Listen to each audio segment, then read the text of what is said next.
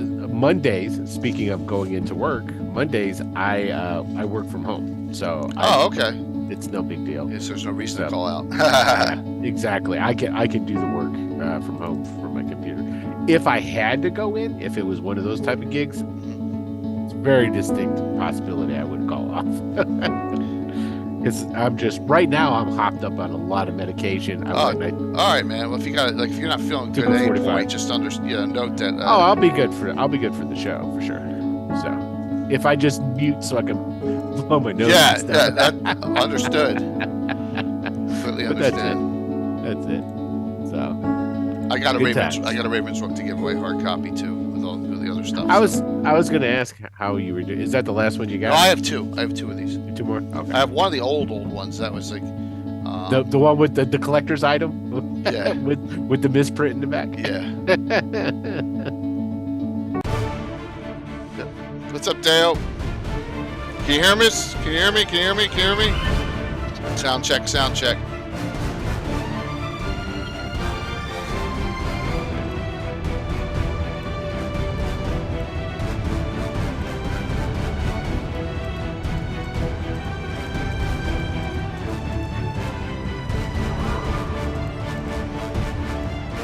Yeah, I've been drinking. I drink hot chicken broth when I get sick. That's like my. Oh yeah, my wife. We had homemade chicken soup tonight. It was really good. So yeah, chicken broth's always good. Yeah, Did you I just get one of those drink it like boxes? coffee. Those or can? Yep. Yeah. No, I get the boxes now. Yeah. And basically, I heat it up. I put it into my thermos mug. And I bake that stuff. Just tons of it. I don't know if it's helping. I mean, they say it does, or if it's just mental. But regardless, Hey, it's good. Yeah, well, flu's viral, so what are you gonna do, man? If you have that, you're like, it's time. That's it, really. Yep. Except that, although some of those antivirals lessen it a bit. I don't know. Yeah. But it is what it is. Hey, Patrick. Yeah, we're gonna play Tim's game on Sunday. Yeah, Saturday. I'm surprised it's still early, but then again, I'm not going to question it. It's because, to tell you the truth, that's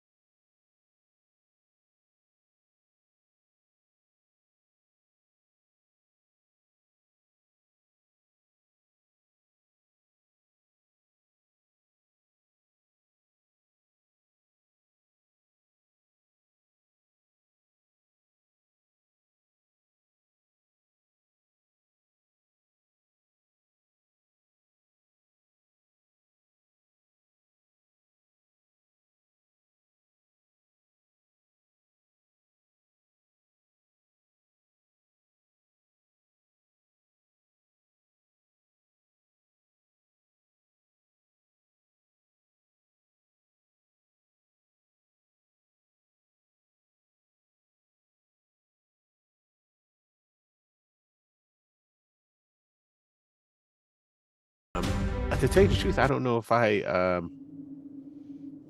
Yeah, when the I switched notifications over. are on or off. Yeah. Well, when I switched, because it's like the old settings and everything that I used to have, I don't have anymore. This is a completely different Twitch Right, thing. right. You know, forget that's about that. yeah, like my string. It is too easy You know, to say I'm that no there are longer two since sides the to every beginning. coin. Uh, The reality is far worse. what do you call that? For Where law I flirts with donate tyranny. a member. Chaos I'm no invites longer a freedom. member since the beginning Evil on yours. consumes all it Yeah. knows. Because Good I got what I except think it's like a year now or And something those like in that. the I middle? forget. They are worse, for they know nothing but 16 months. The Codex Infernum Yeah, and the but Codex Exaltum. the other one was Two for how many sources years? I know, bringing That was three, gone 4 now. years, about man. beings Yeah. of all The highest I kinds. have is in From the, the is in farthest the reaches of the 60s. heavens, 60, the darkest 60 depths of plus greatness. month subs. Both of these Yeah. titles I think come with I think new, we're going to see a full 60, color art, new creatures, 63 new month powers, one like possession, tonight. and a multitude of information resub. providing lore. Yeah, that's exactly what it is. backgrounds, I just went in and followed mechanics, them and stats, turned on the and much more. notifications. Yeah, we're waiting for Anna, Michael. These She's not here incredible yet. tomes are filled with demons and angels, devils and celestials, unleashing the powers of good and evil, law and chaos Still early here. on your table. The Codices Infernum and Exaltum, bringing creatures hallowed and profane into your adventures. Now I shall Pledge be and notified. share today. Not that Now that you really shall. works. Hey, Fun Moku. It's always high. I'm gonna turn that one down. It's always way too high.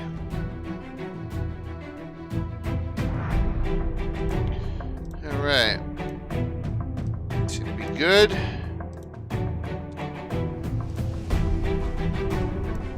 Copy.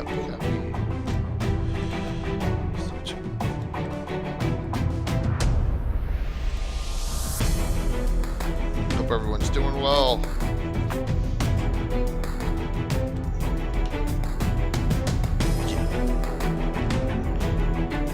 I'm not adding anything to my game because it's all about, I know you're kidding, but all about management, and the more you throw on top of a live stream game, the more difficult it is to manage it.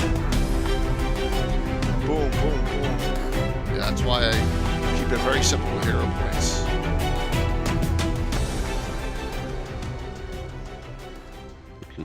I don't know where I don't, Mike. I don't know where Anna is. She was scheduled to be on. It's only 6:50, so she has not reached out to me on.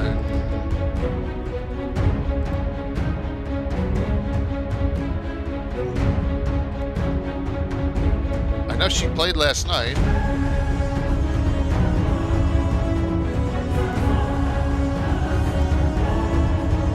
It is, BB. But there is. I'm not gonna be a jerk here. Here comes Anna. But there is no such thing as the Beggars Guild Corner. It's the Beggars Union. Well, yeah, there's a union of beggars, but it's actually the slum quarter. Hi, Anna. Hi, Anna. Hello. Yeah, it's something. Yeah, but it's awesome. Definitely. Sorry I'm late. That's all right. Don't worry about it. So I'll do some quickie announcements when we come on here and come on a little early like usual.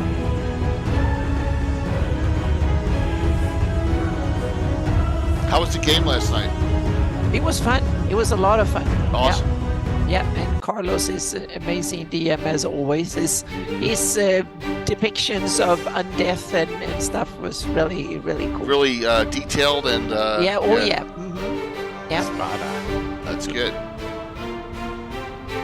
Just had a couple of technical hiccups that the stream blocked Yeah. out or something. He's got a double sound thing with his guests, which I have a feeling. He doesn't use headphones. That's why he listens to all of us in the speakers. He needs to have headphones, and otherwise it doesn't work. Yeah, because he gets it's reverb when from you- his computer. Exactly. Yeah. It's like when you sit down in the basement, then the sound is way worse than when you sit up in your office. Yep. True. Meaning the sound is perfect now, and it's okay down in the basement. Right. Well, well, It works surprisingly well. Oh yeah, it works No. because you got a better mic now, and you're aware of the problem and all that. Yeah. but Plus, you- plus Yeah. I can Yeah. route the sound for the players directly into the machine, so it actually limits the reverb. There's a lot of stuff. Yeah. Yeah. But I think I figured out what happened Thursday, which is really a bizarrety. Did Troy send you a message, Will? Did you Yeah. get one? Okay. He Yeah, sent I- me a message too, and I just All responded. right, cool. I responded Curtis. to it, Troy. If I don't know if you log in, you should be able to see it. He was talking about because I started doing nights, and he was going and he was looking at the Paladins, the 5th edition Paladins stuff that I had done, and I didn't do anti-Paladins. I kind of stayed away from them because that's been done. You know, there's a lot of people out there. There's a lot you can go Google that, and there's I just plenty saw to your choose Shieldland from. stuff. Yes, I just Super cool. I just started doing Awesome. the knights. Yep. The Shielding. knights of the Holy Shielding are the first one. So that's the first in my series of knights. They were the ones that won the poll. So Yeah, I voted for them, so it's good. Yes. Yeah. yeah, yeah. I got it, so, yeah. I was like, and shielding one as far as the one that everybody wanted to see done first. So I was like, it was all right. Oh, Yeah. That's awesome, dude. And Now you here, give it. I'll- Oh, sorry. Oh, no, it's okay. I'll throw right to it real quick here. Yep. So there. hmm So, Yep, there it is. So Yep. now, Now- there's some rules. I will weave them into my Knights stuff. So awesome. Yeah. for Yeah, five it- for 5e, right? Yep. It's 5th edition. Currently, it's only for paying patrons. So, they all eventually fall off into the free bin, so to speak. But it is for the patrons first and foremost. So, but all of the druids are now available for you to peruse for There you free. go. So It yes. comes to everyone eventually, which is great. Mhm. Yes. All right, some announcements here. First off, I figured out what was wrong with Thursday night. My machine downstairs is uploading information at 1/10 its normal rate. It downloads fine, but there's got to be. And I changed cables, I did all that, and I changed machines, and it worked fine normally down there. So that thing is. Probably got to get the motherboard replaced. So that's what the issue was Thursday, which means this monster here is going to be being carried down the steps on Thursday until I get that one Oh. fixed, because I don't have any choice. So hopefully I don't fall on the steps with this thing. 2, thanks everyone for their patience Thursday. That sucked. It's rescheduled already for 2 weeks from Thursday. All right. So, and everyone's playing. So that post-joust celebration is the week after this upcoming Thursday of all the same players. Okay. Plus Yeah. Heather was all messed up on Thursday. So it's good. So we got her in. So we got the whole group. That's a week after. But this week is going to be the special Halloween game. So just note that we're good. We got 4 streams this week coming up. So just wanted to give you. Yep. Vampire Thrummel, right? No, it's better. All right. It's better. It is Children of the Corn Holio. Yeah. See? Yes, you get it. But Yeah. we got some really neat things for that too. And we'll go over that. And of course, I don't know where I put those pictures because I'm a dumbass here. But I got some really cool new pics for it's probably on the adventure thing itself. Because Christine Van Patten did some custom minis for this that we're going to be using. Oh, here we go. So this I'm bring it up there. There. You guys aren't on that page. All right. So at least I know I have it. That's good. I can show it to you later on tonight. So and also, I didn't realize this, but I have friends coming over early. So this stream's only an hour and a half long. So sorry. There's a big football game, and I was like, "Oh yeah, their friends are coming down the Hey, street." how about them and all. Browns? Yeah, that was such a I know. Be I'll take thankful it. on that game. I'll take it. I'll Yeah. take it. So we're going till 8:30 tonight. It's 7 now, so we got a full hour and a half of this discussion. Yeah, I know, Mike. That was bad for you. Giveaways, cause we're talking the Seedier side. 2 things you can get your choice of, and if you have these both, well, hey, so be it. Then we'll figure something else out. The Den of Thieves or this really cool Thieves Guild Sign of the Dragon. This is 5th edition, I think. Patrick sent me this a little while back, so I guarantee you none of you have that. And then the second one we're going to do is of course, it fits right into the discussion. Oh, yes. Ravenswook. All right. So 2 of them, it should be going already. Thanks all for your patience, and note I'm getting back in the swing here, and we'll have after tonight we'll have 4 streams next week too, and that'll be Wednesday, Thursday, Saturday morning, bright and early at 7 a.m. and then Sunday night. So we're good. So all right, the Seedier side of Greyhawk. So this was supposed to be a synopsis of what happened on Thursday night. I didn't want to change it because you'll just see it in 2 weeks. So, because I wanted to really delve into the underbelly of Altamira. It's not all a rosy picture there, and that leads to seedier or the nastier side of gaming, or whatever. And I'm not talking necessarily evil campaigns. It doesn't have to be evil campaigns. So, give us some initial thoughts on the topic tonight, Anna. Then Will, what do you think? Well, Ladies first. Okay, I was just going to say, since English is not my primary language, so to speak, so what I tried to look into the definition of seedier. It seems to be, because I need to, and this is also not only the linguistic side. It's, you know me, I always want to, what are we talking about here? Meaning the definition, and that's my you're responsible about 3rd edition, right? For that, Okay. So I was thinking that there seems to be, and now you guys have to, and people in chat, whatever, need to correct me here and fill me in here. There seems to be 2 sides to the word seedier, so to speak. One is that it's more like the dark, sinister, or kind of lawless, chaotic, and so on. And then the other one is more like with a little bit of sexual or whatever kind of. We can do that too. Side. Yeah. So there seems to be both. Brothels of are Greyhawk. Yeah. So exactly. So it seems to be both. So I just wanted to make sure that that at least I had those definitions clear for myself, so to speak. A retort back. So I'm prepping for Thursday, and this is before the disaster happens. And I send Little Bird a message, and I said, expect a really great dust up. And she goes back to me, what is that? What's a dust up? I was like, and she's like 39, 40. And I'm like, did you ever see Gangs in New York? Yeah, so I was like, wow, she looks, not that 39 or 40 is old. I definitely would not say that. Yeah, so it's like, wow, I thought she was way younger than that. Yeah. The harlot table, yes. There's also a great one. There's a great one from City State Invincible Overlord and City State of World Emperor. They had all those great tables. All right. Well, what are your thoughts? Well, I love the Seedier side of things. I think it's good stuff. If you got a group that can do it, evil campaigns are great. They're fun, and that's the way I look at it. And as far as playing the not so glorious types, like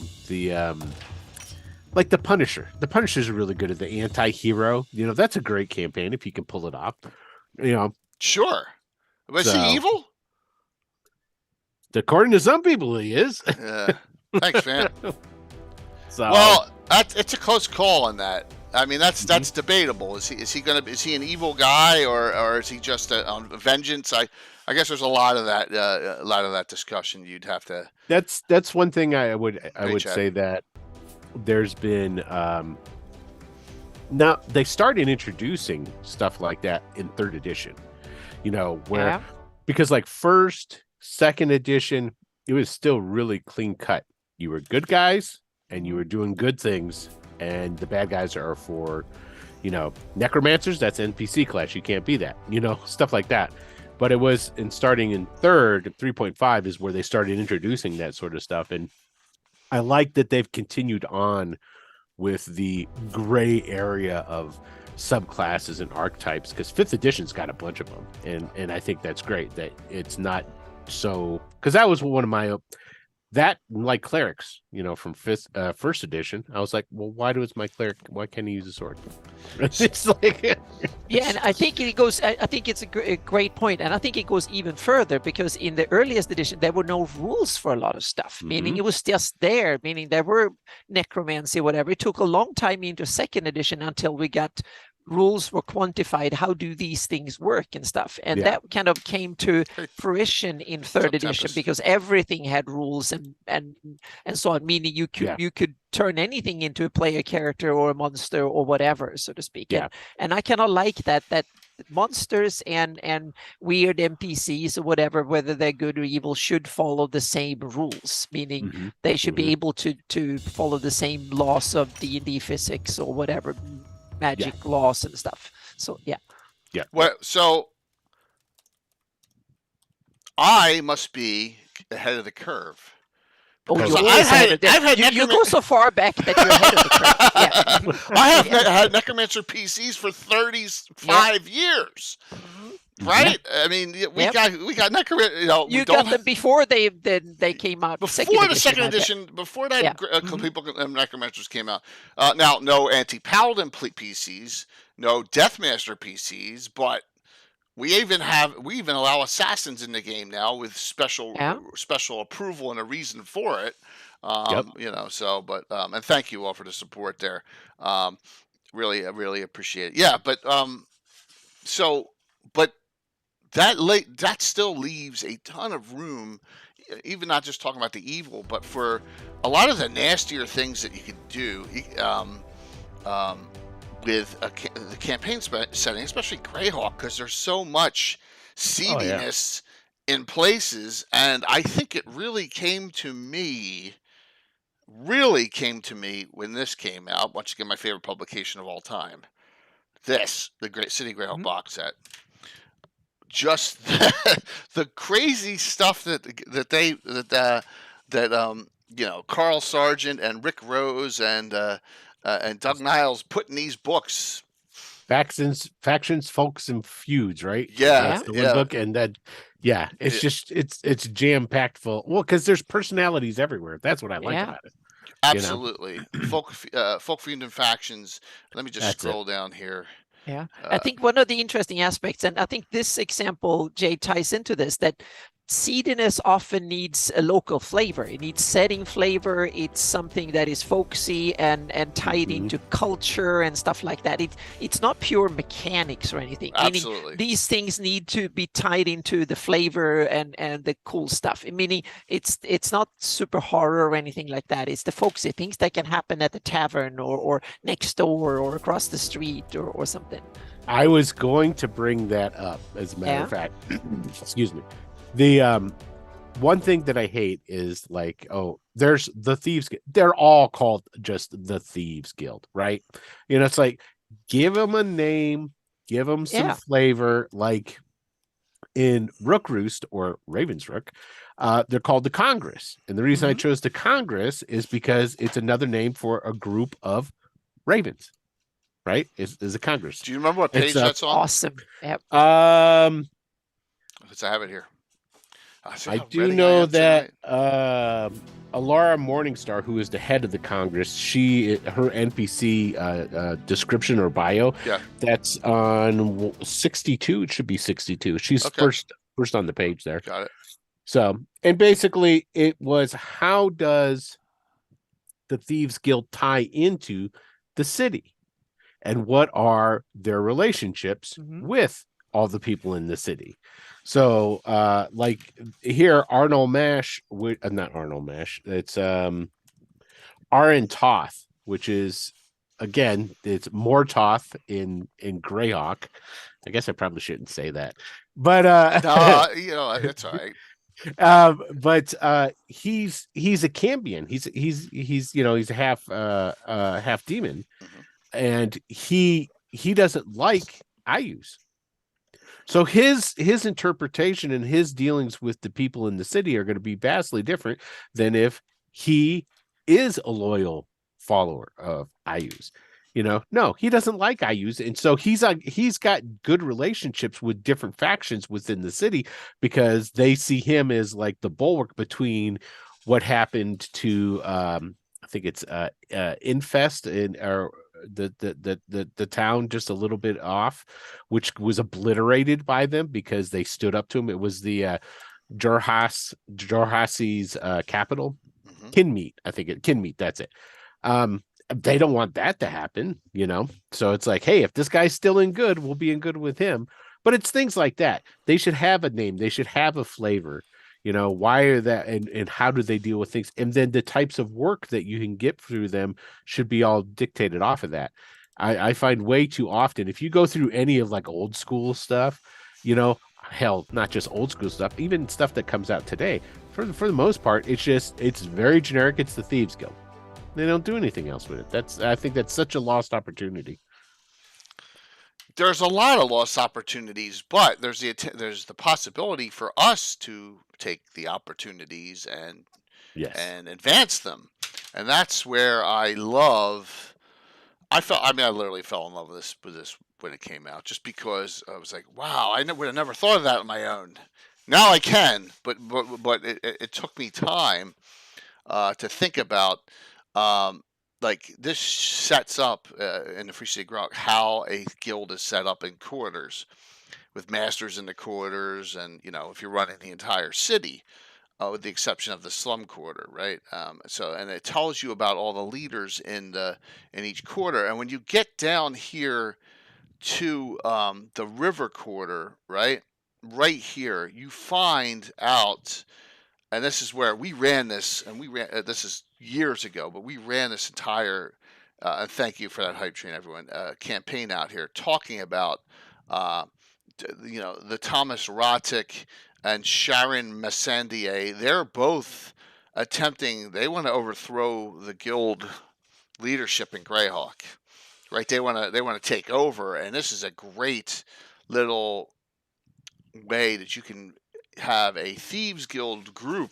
So we created a group called the Grey Company, and they weren't all thieves, but there were a lot of thieves in the group, and there were a lot more neutral characters than normal. There were very few good characters in the group, lots of neutral characters, and that group just kept on coming up in levels based on me running adventures with all this stuff going on in the city. They were the most city based out of all the adventuring groups, because that's, they're fighting off incursions from other thieves or someone setting someone up. It was really a fun time back in the day with that. So it really opened my eyes to how you can take some Thieves Guild warring. And then I said to myself, well, why one Thieves Guild? Right? Why only one? Well, in Greyhawk, it makes sense there's only one. Well, they usually don't like each other. Organizations like that are They'll direct fight. competitors, so they will normally fight each other until there is only one around. And then when they got lazy and start being what they will call renters in economics, they just start wreaking out huge profits, then that means that someone else will come in and do it cheaper, and then the conflict starts all over again. That's normally how it. Yeah. Well, you were going to find out on Thursday that there are 2 Thieves Guilds in Altamira. Okay, there you go. Yep. Yeah. There are 2. I try to have more than one. Basically, I have it as a pyramid structure. You have one is the dominant, right? Yep. All the other ones can operate so long as they pay their tithe, pay it up to them. And then if, you could have that, thusly you can have like, different types of like politics and them working against each other and trying to get to higher up the structure, and you can have a straight out thieves war between the guilds. They can be geography, meaning if you have a city that is both sides of the river, that might be one on each side, because it's hard to operate on the other side. So geography might also be a thing, so to speak. There might be one per each side. If it's a old city, new city, that might be inside these walls. There's one group that does it, and there's another one. It might be class, meaning in the high quarters there's a different type of criminals and a different type of guild, they could be one formal one, and who has they are the kind of the tax collectors, so to speak, meaning they pay dues to the city and stuff. And then you have an underground that are run by someone else and not a formal guild in any sense so it can be or it can be balkanized. A big city have 10 different wards, and there's like at least eight of them. Maybe the temple district might be enough that they don't have it, or there's one city block run by some evil mercenaries and they don't like it, so they butcher thieves on the site, so to speak, Yep. or something. So you there's a lot of interesting variety you can do in this. So you can have like a city like Doraka, for instance. IUCNs, they might run a scheme their way, and it's their way or the highway, or Right. something. So they're evil cities might be the ones that don't have a thief's guild, because I would think yeah. that evil cities are probably the ones where you're going to have the least amount of that. Yeah, because whoever's in charge is going to be a lot more mercenary and weeding exactly, that sort of stuff out. And evil mean they steal as much from the population the legal way, so to speak. Right. Up So front, I don't need to join the Thieves Guild. I'll join exactly. the City There's- Watch. yeah, meaning that they would not allow anyone to have any property worth stealing, because then the Right. ruler would probably have stolen it already. Yeah. And my I have my Bray, my mafia halflings. Okay, the Yeah. Bray clan, they contract themselves out, so they don't have any one city where they're like the Thieves Guild. No, Yeah. they go and they contract themselves out to who's ever there, or they run little side jobs. Like in Lukesh, they were they were bootleggers inside in Lukesh. That's cool. You know, but if you go up to in Ravensrook or Rook Roost, and they're contracted burglars for the Thieves Guild there for the Congress. Yeah. So, and the other thing I had, and this is something that you could have that's depending on how your campaign is Rook Roost and Ravensrook, they have a ton of street gangs. Right. And Outwall, the slum area that surrounds the entire city, that is bigger than the rest of the city, has hundreds of street gangs. And they're constantly changing and moving. And, you'll have one that'll rise to power and prominence to fall back down. And, so. Well, you oh, sorry. No, Jake, go ahead, Anna. Go ahead. I was going to say, you can also even think of roaming thief skills. You can see in an area, they are like the locust parasite that go around and stealing in different areas for a while. And then when it gets hot, then they move on and invade another town, so to speak. Well, and that's what's stealing. going on in Altamira. Okay, cool. Yeah. The reason behind it. So think about this, the Gord books. The Thieves Guild is all powerful in Greyhawk, but there aren't any other like factions off of it. But there's a Beggars Guild and an Assassins Guild, right? Yep. The Assassins Guild really isn't mentioned that much in the Gord Not in novels. the books, exactly. But the Beggars Guild is mentioned a lot. It's called the Beggars Union. They're the main, one of the main things and themes in the book, so to speak. Is Absolutely. The Beggars Guild. Yeah. And what I found interesting here is that, and I asked them this question. This talks about the book right here, because Theobald was the one who got, was the one who got crushed. Yeah. So they actually go through Gord novel history. Well, here. we have to realize the Saga of Old City was published by TSR, so they wanted it to tie into the box set and vice versa, so to speak, to sell the book. Beggars Brotherhood and Yigsburg as well. That's cool, John, because I haven't gotten mine yet, so I haven't really gone through my what do you call it that much. So of course I got a message there. Sorry, It wasn't Tim. All right, so there are, for example, in Greyhawk, there are 3 guilds: Assassins, Beggars, Thieves Guild. Do you have all 3 of them in your Rook Roost? Well, all 3? Yeah. Mm-hmm. Do you have any other? Not all shoots, but do you have a 4th guild of any kind, like that's underhanded? And I'm not talking about like merchants or go ahead. Actually, the whole system of Ravensrook is based on guilds. Okay, that's how it actually, because the city is founded originally by a bunch of crooks, right? So they would go raid into other countries. They would come back to this rock. This was a meeting spot, and they would swap stuff. That's how. So it grew up as a bartering town that grew up there. So basically, as more and more of this traffic comes in and in, you have people of interest, merchants, and people shit. who are like tradesmen gravitate there that have flexible morals when it comes to how they make their money.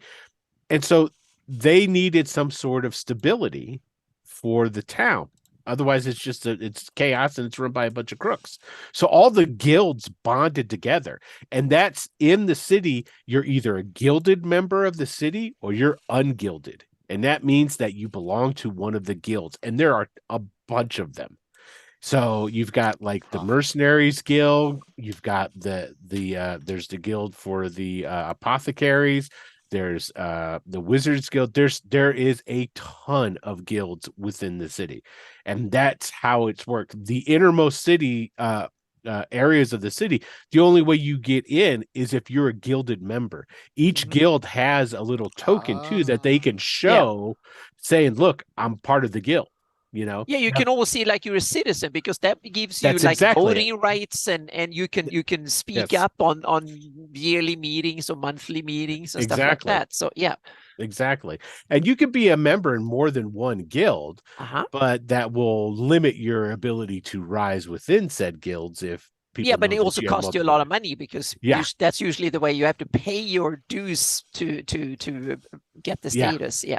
Yeah. And And I guess that's there are some guilds that are corrupt, meaning you don't need to have any skills as long as you pay the dues. You can, and some of them, yeah. that's how the Beggars Guild in Ravensbrook was started. The Beggars Guild there was started by I think the guy's name is Quickfoot. It's a halfling, of course. And he started, it's like, well, if I can get a guild and get it recognized, then we can get guild benefits. And so basically it's the poor man's guild. So if you can come and they have the bare minimum of dues, and basically it's like their chapter house is like a communal house where people can go and get a meal or what have you, but it's to try and give the poor man some rights, is what the Beggars Guild there turned out to be. So it's not so much a thieves guild, like Thieves Guild Junior, but it has its own little, they're the eyes and ears basically of the Congress, is what the Beggars Guild is, which is pretty much how it ends up working out in Greyhawk. Greyhawk too, yeah. Yeah. After they get the beat down after what's his bucket gets killed, they just turn him into that. Yeah. Yep. Hey, Doctor. No, good point. But this, and if you're using, and by the way, we are giving away a hard copy Ravensbrook tonight too. So 2 giveaways tonight. This opens up the possibility for a lot of seedier, campaigning, role-playing, gaming, where you can have your characters and you can just create the thieves, or if you're old school, the multi-class thieves are always wonderful. The mage thieves, right? The cleric thieves are all, even the ranger thief. There's a lot of great things you can do. If you're into assassins, or you're into, I have my bounty hunter, and we'll talk about that in a bit. You can have a lot of fun with a group of characters that make their way up, and it's almost all internal. You never leave the city in a lot of those adventures. A lot of those groups, really. Yeah. and that's a great thing. It's really fun, and that got me going. Greyhawk got me going first. Secondly, got me going was, anyone know what city? Not my own. Stoink. Nah, Hardby. Hardby or Narwhal? Yeah. Hardby. Yeah, Narwhal's 4th actually. Okay. Hardby was like, so he. Let me see here. I actually have this map merged. Asher figured it out. Yeah, Hardby by far. So this is from Earth Journal 10. It's got all my color coding on it. So I take this and the map from our Brit friends Paul Luby and all, who did the other Hardby, City of the Scorn, and merge it all together into one big, and there's so many locations you can have in Hardby. But Hardby really got dirty, really got seedy because of the Slavers reference. When that came out, that brought out some great opportunities. So I'm trying to think of where to start this story. So it's kind of, all right, I'll start the story here. I'll start the story at this point.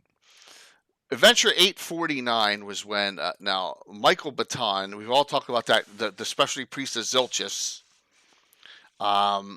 finds out that the slavers are working with Alita Norblos, and he finds out that there's a ship, and it's docked off the coast of the Woolly Bay, and he sends a group, and he wants that ship sunk, and anything in it plundered, right? So the adventuring party goes, and you can see the older days when I didn't have the underlays. You can see I'm using paper for water and stuff. So, and this wasn't that long ago. So this was really some cool times during this. They found out there was a necromancer in this tower, and they had to fight their way through.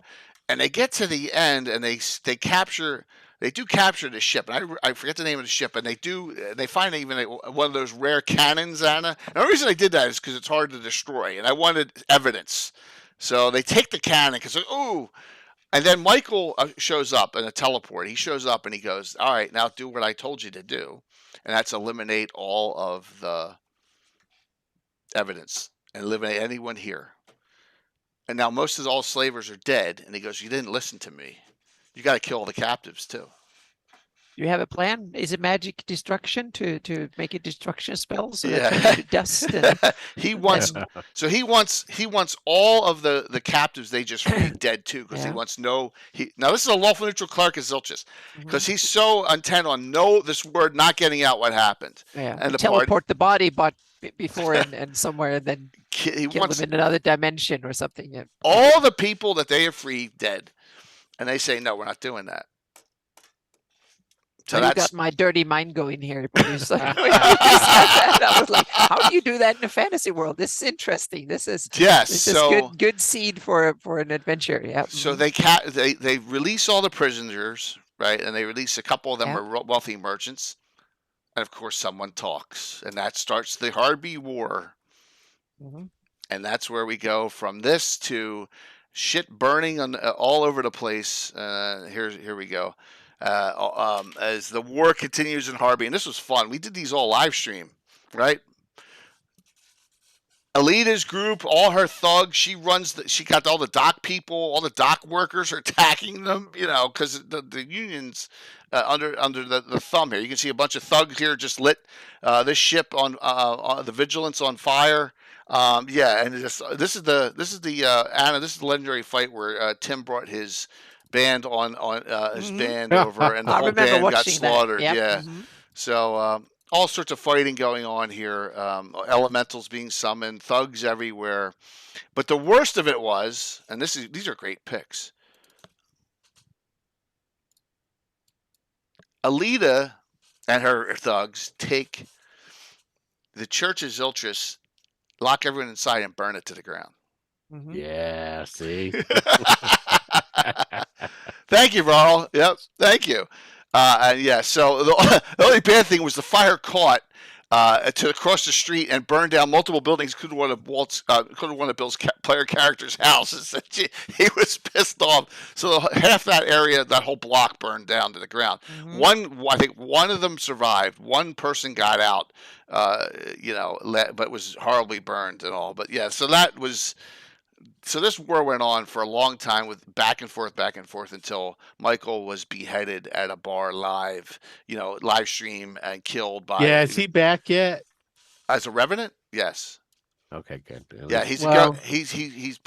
They saw him on a ship, out there as a spirit. So yeah, he's a long-term revenant. Oh, long term. Okay. Oh yeah. No. You answered my question. I was gonna say, is he on the clock? Because it's like no. When did the draw according to the law? It was fun. It was fun when you had a lawful neutral group against an evil group, and the characters are all thrown in, and they just don't know what to do. Like they're stuck in the middle of this war, and they're like, "Well, we really don't like Michael Baton and the Zilchus, but the slaver group and Alita, who she's evil and she could be the next ruler of Harby, is worse." So it was fun. But this time, the lesser bad guy lost. And so we had fun with this. And just note that this was really the seediest I've really done on a live stream was having fun. And, there's the band blood burning.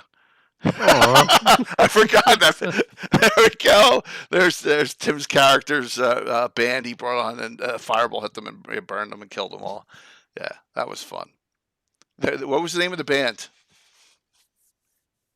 I don't remember. Think Star Trek. The Tribbles. The Red Shirts. I mean, let's get sick. That makes sense. That makes sense. All the red shirts die. Yeah, so that was a good time. So note, city campaigning evolved for me from let's fight different factions in the Thieves Guilds to let's really just go all out here, have at it in Hardby, right? And now it's kind of calmed down. Because one faction, the Church's Ultras, is almost non-existent because they were, because they're afraid. Anyone is afraid to come back into the town. So yeah, better to turn out than fade away. Exactly, burnout. Yeah, well, they did burn out. So either of you have anything you've done, where it's shades of gray fighting other darker shades of gray. Always. Yeah, always. I live in the gray. Okay. That is, it's always the way. I remember these are little things I do just to mess with my players. So Adam, back when we were doing the Bone March campaign, was playing essentially a half giant. Okay. Oh, cool. He was a Goliath. So, and his upbringing was he was really against slavery, speaking of, right? Mm-hmm. And they eventually talk with the dwarves up there in the Wrecker Mountains, and one of the groups of dwarves there, they had a bunch of these half giants, these Goliaths, that are all former slaves, sort of. They still work for them, for the dwarves. They still follow the dwarves' rules, and essentially they're all brainwashed, and they've grown up within this culture, and they say, oh no, you can go whenever you want.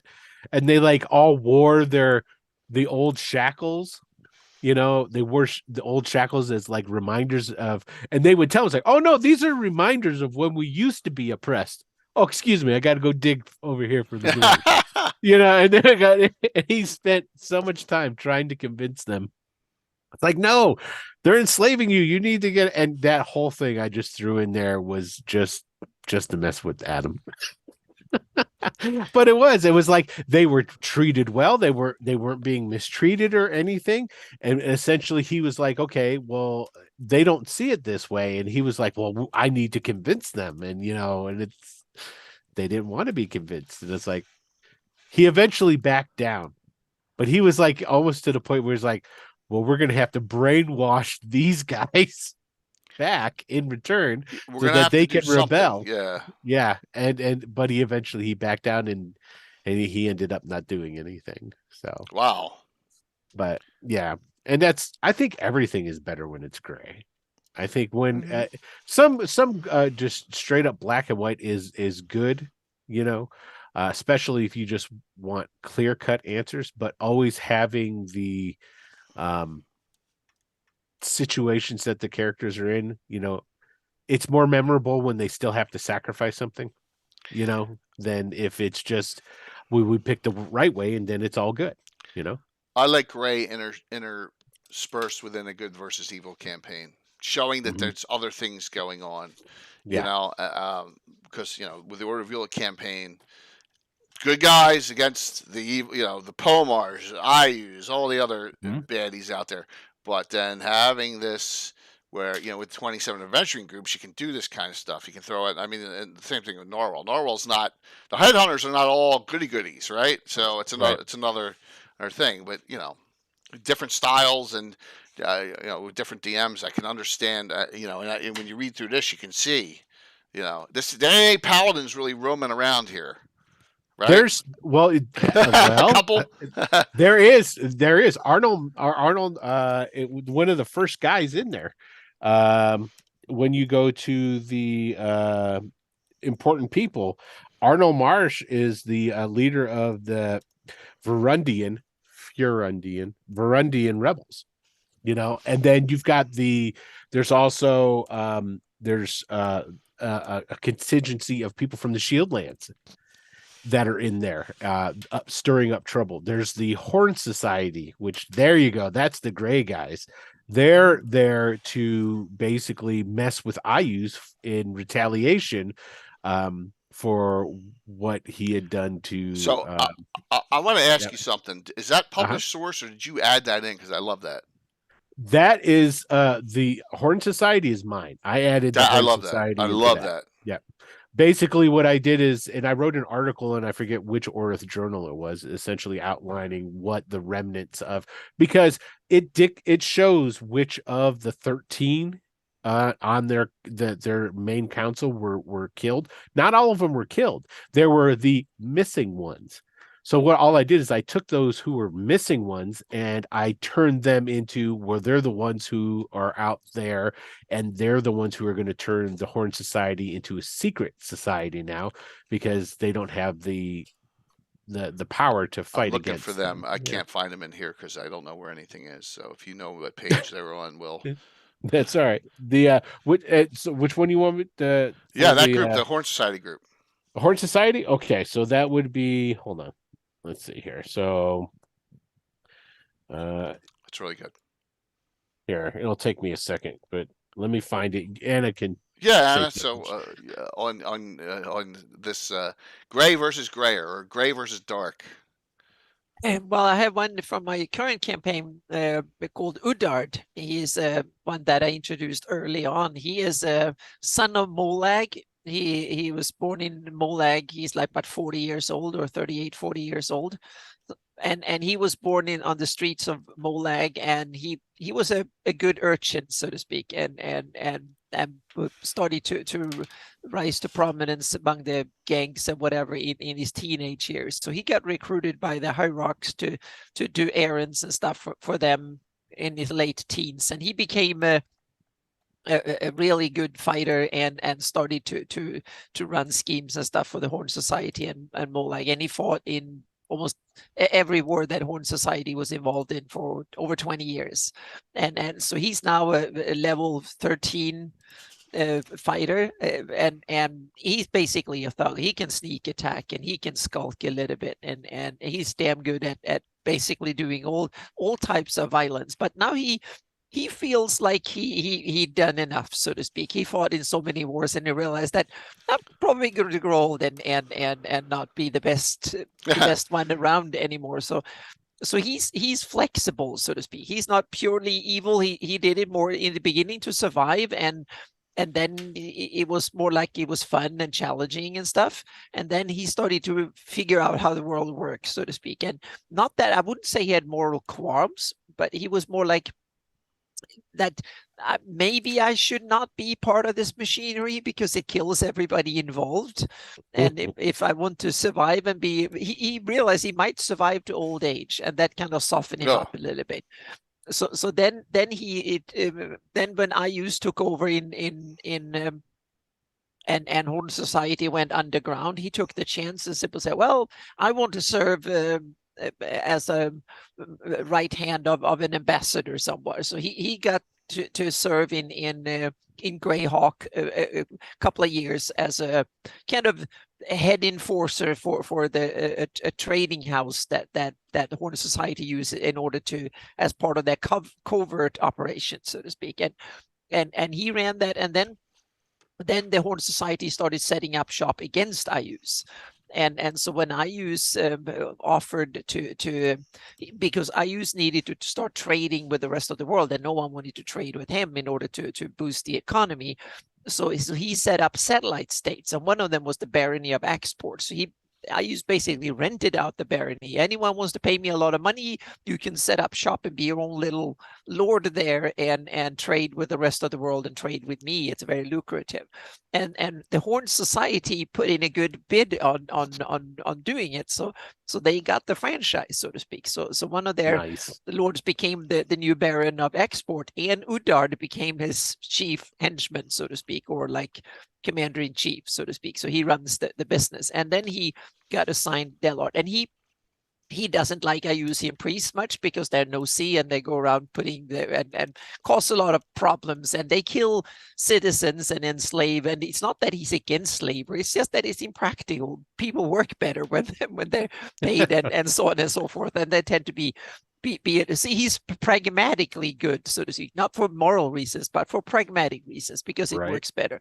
So when a Ayusian priest comes and accuses him of things, he takes them out in the forest and butcher them somewhere Gets rid of them. and steals the money, and then he takes the money not for himself, but he bribes the higher up Ayusian priests in a way to get them to get them on his side, so to speak, and say, well, there was someone you see, it's dangerous to be an Ayusian priest here, but take this and so on to compensate. So Do the player characters, are they intertwined in that mess? they had a chance to choose between loyalty to him or Katarina very early on in session 3, I think it was, a session 4, and they wisely chose to ally themselves with Katarina and not Uddard. But Wow. Uddard is not terrible, but he's a brutal lord. But he's one of these strong men that when things go really bad, a lot of population like leaders like him. If someone caused trouble, he goes out and deals with it. There is no buts about it, so to speak. You do it, you behave, or he will come after you. That's it, so to speak. That's how he operates. And he has a bunch of loyal henchmen, but he's become more and more aware of how the world works. And that has strangely caused him to start having a little bit of a moral backbone. It's slight moral backbone is starting to appear because he now gets entangled in big politics, and he start realizing the benefit of holding his word, be true to his word. He never needed to have that as a soldier. You just follow orders and did whatever you want. Now think about it, just staying alive for the day. Now all of a sudden he's supposed to run a realm and strike deals and be truthful in that sense, that to be reliable and so on. So he's becoming a political power player, first reluctantly, and now he's starting to like it. And then when Katarina comes around and say, well, should we strike a deal? I know who you work for and you know who I am. Can we strike a deal and say we don't like Ayusian priest, either of us? I pay you a bit of money and say you can be here and you can do this, and then you can get a juicy place and retire down the line, so to speak. Right. And we have, so they're starting to. And Katarina is another one that has a seedy side that is using. And because Katarina is pragmatic and ruthless, but she's also good-hearted, so to speak, depending on. So don't cross her, because then she becomes the fierce dragon. But that's another side. Now, one of your example, and I'll go on because I have another example. I'll tell you that later. I found so basically it starts on page 20 is the power brokers of the city, but on page 31, and I'm hoping that this is the right numbering because this is one of my rejected copies. So you have the external influences. Yeah, there they are right there. The external influences and supporters. So Sovereign Host that's the Horn Society. Okay. It's the same thing. Awesome. So and basically in here it talks about what they're doing, what their intentions are within the city, and talks about whoever is in charge. The half-drow assassin. I like how Overlord Mason, a priest of Necral. Very cool. So and these are four external organizations that are active within the city. So they have their own agendas outside of IUs and the local guilds and what have you. Excellent. Very cool. Good to know. Well, Will, and I really appreciate that. Thank you. Anna, what were you gonna say? You said you had one other. Yeah, I have another example. Is that Quitwall is as lawful good as any city comes in my campaign, but there's still a thieves guild, sort of. and is that he realized that he needs to undermine, meaning use propaganda, dirty methods, or whatever, so to speak. So Ayus sends in, he can't send in his own clerics and stuff because they will be detected and dealt with fairly quickly. So he needs to find locals that don't like what's going on, and there's always 10% of people in an area that don't like who runs things, and they don't like the way they do run things and stuff. So I try to find these people and then empower them using money, using whatever tool in order to empower them, so to speak. Give them drugs or money or make them angry and unruly and so on. And so he's creating a kind of pseudo little gang of thugs that are political protesters in a way. They go around saying this is terrible. Not everybody should be forced to go out fighting, and what are we fighting for? And that they're half pacifist, half thugs. They're whatever, as long as it's against the elite and the ruling whatever. Instigators. So exactly. The ones that we have in the real world on all the political edge of the spectrum, they're against whoever runs things and whatever. They're contrarian, come up with all sorts of conspiracies that have a grain of truth in them, meaning most people don't know that Katarina is a gold dragon. Most knights of Holy Shielding and so on, they know it and they kind of like it. But they go say, "Oh, don't serve a monster" and stuff like that. And do you know what they do in the bedroom and all sorts of whatever, so to speak. All the seedy whatever that can come up, so to speak. And they live in luxury, and you have to tread around here and pay taxes and do service all the time and rebuild things and whatever, and stand guard at night when it's cold or whatever, and so on. Yeah, so they are the complainers, whatever, and then they get to go around causing all sorts of mischief, so to speak, in various forms. So that's a form of it, and that movement is growing. It's a few percentage or whatever. It's not many, but it's enough. And the problem is that they are not like Ayusian priests. You can't just go out and kill them because they are actually people who grew up and live in the city. So that means that they are not the enemy. It's your own kind that can often be the biggest problem, so to speak. So Ayus is using that to stir up trouble in every sense possible, so to speak. And if nothing else, at least make it costly, because that means that you can't tax people so much or whatever, because then they start protesting. So use the weak side of the enemy at all costs, so to speak. And I'm sure in Tim's game they would have all been rounded up. Oh yeah, and that's the thing. If it would have been evil realm, that would be like, don't criticize the ruling priest elite or the king or whatever, because then you will hang from a tree.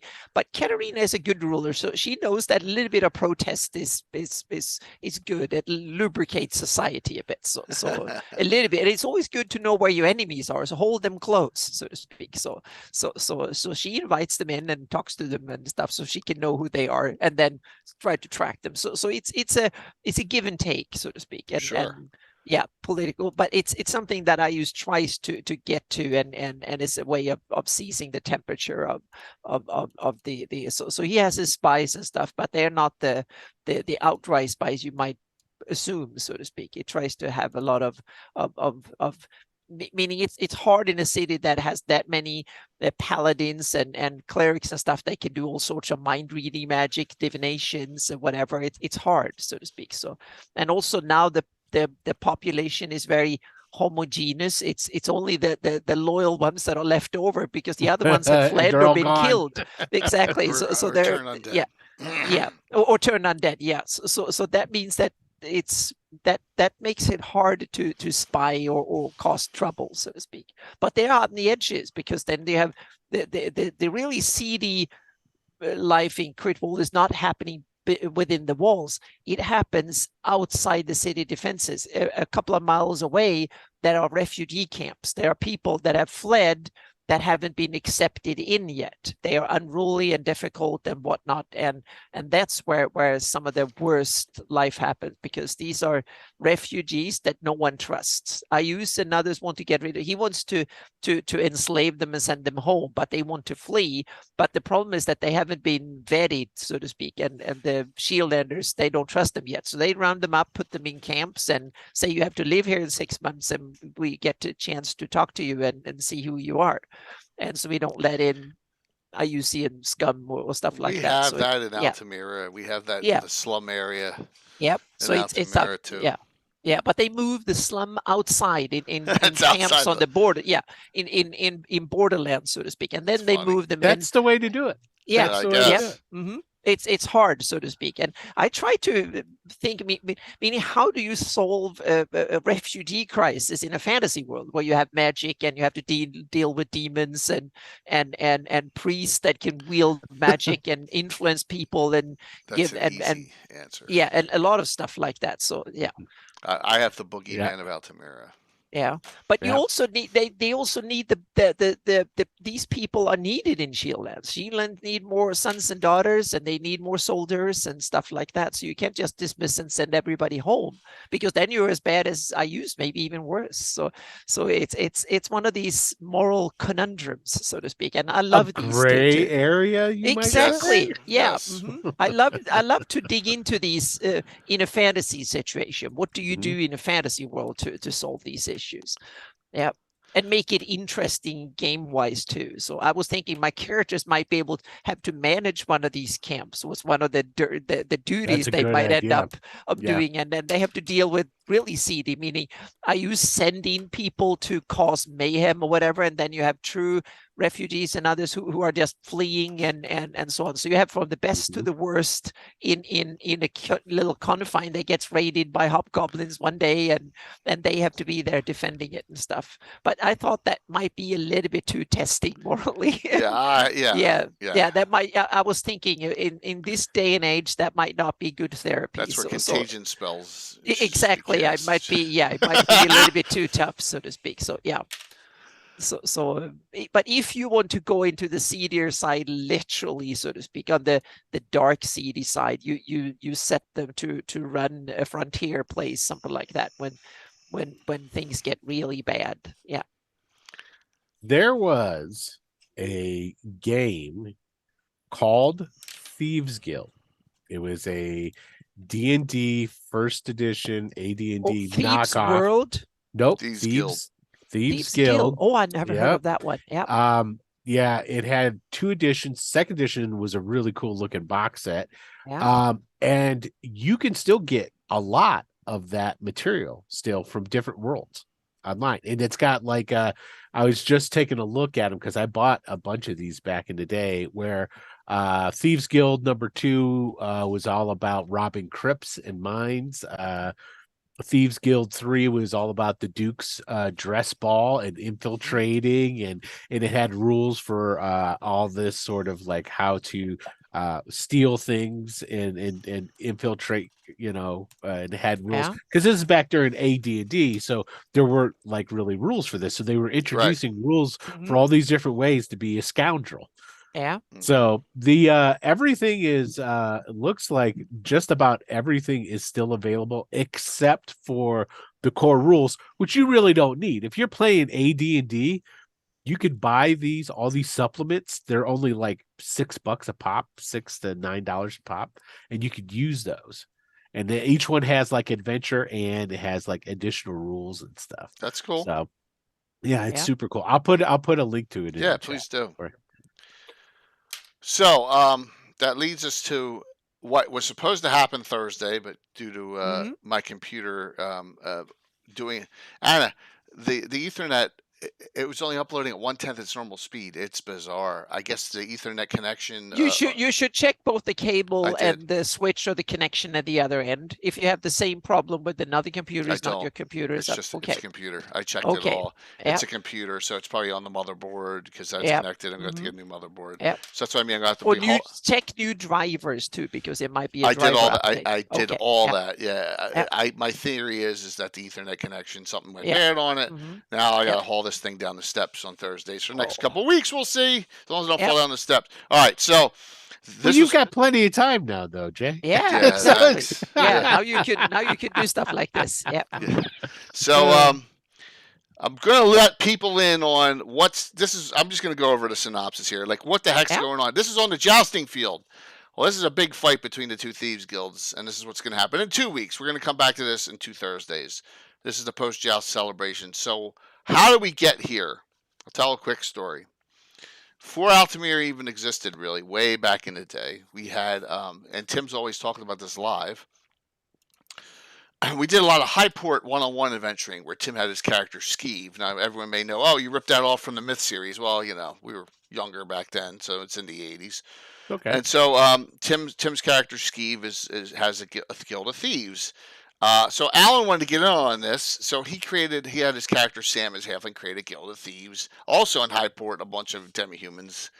And there was 2 sub-guilds of that guild, and then Tim had his character Leuven, another halfling. So Leuven and Sam had this other guild. Well, things went really dark bad quickly, and they both got assassinated. We won't go into the details of it because it was bad. After Skeeve got them all back raised or whatever, with body parts reattached. That's all I'll say. You can decide which ones I'm talking about.